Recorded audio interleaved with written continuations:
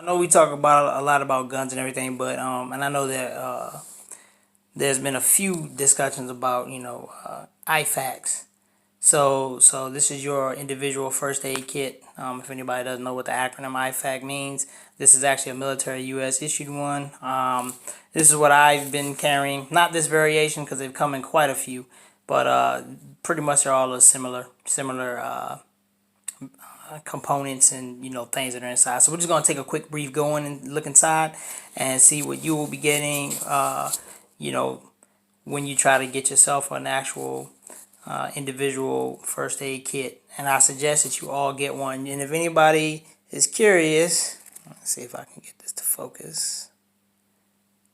That number starting with the 654501 Fox 900547. All right, that's the NSN for this, and you can try to see if you can trust me. There's a lot of things online that you can order with NSN. Anyway, let's get up inside here. Once you get the contents out, it's going to be held on by either some type of retention lanyard or a safety lanyard or something. You're going to see that this is what the internals of your IFAK look like, and every thing has a specific place for security. Most of them are going to have labels on them that's going to give you the expiration date, and it's real imperative that you take heed to those expiration dates, because you don't want to use things that have a sterilization date and you're using them after that, because you can actually cause bodily damage and harm if you're using something that doesn't have those sterilizing capabilities in it. But this is basically what it's going to look like when it rolls out from it with inside the retainment patch itself. So I'm just going to go over a real quick review of what you may find in some of your average IFAKs. So right now we're going to have the casualty feeder card, and this is going to help medical assistants when they come on the scene. If this is probably, some of it's going to be filled out by the first responder who actually tried to give some casualty care to that individual. So you'll have the front and the rear of the individual. TQ is the time for the tourniquet that you applied if you had to do one. If the individual was given any antibiotics, any type of pain relief or anything. There's other things on here that I'm pretty sure that the medical individuals will be filling out. Next, you're gonna have your Bolin chest seal. All right, now I don't know if for military personnel in here, but back in the day we were kind of trained to use an MRE, actual piece of plastic from the MRE. Try to sterilize the best we can. Tape it down over the victim's chest, just in case if they had a sucking chest wound, but leave an actual flap open. Here you can see that they've actually made a better improvision. It actually has holes for the air to leak out. That way the individual doesn't gurgle on their own blood if they have a sucking chest wound.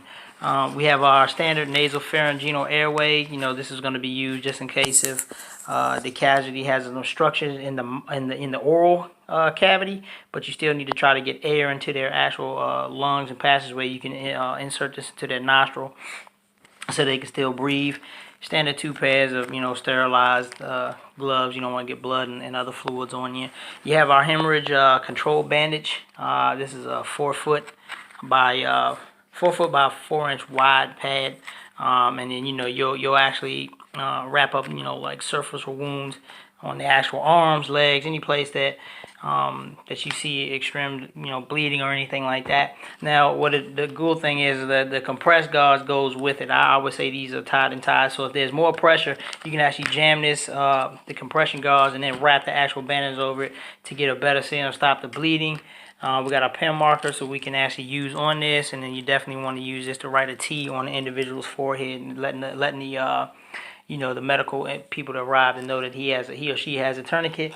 Can't go wrong without duct tape, and the reason why I say duct tape, depending on where you are, you could be in a very austere environment, could be a lot of water around, could be just like very humid and stuff, and some of these materials may start to slip and get wet and things like that. So we want to try to use this duct tape to try to secure any type of treatment that you have on it, to tape it down, especially for the actual BCS, because although this does come with its own adhesives, you want to make sure that you use this to try to get a better seal.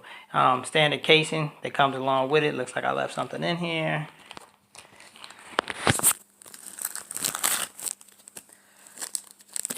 And this is for your eye, just in case if an individual has taken some type of damage to the eye. You can put a shield over top of it. It's cloth and it has a strap on the back. So, and that's pretty much a basic military issued IFAK. Real quick, just a disclaimer, there's probably one thing you noticed that I didn't have, and that's going to be a tourniquet, although I discussed it briefly in the video. So, I do have tourniquets. I have like plenty. I have a whole rack of tourniquets. And there is a space, but it doesn't actually belong inside of this. Its own tourniquet holder.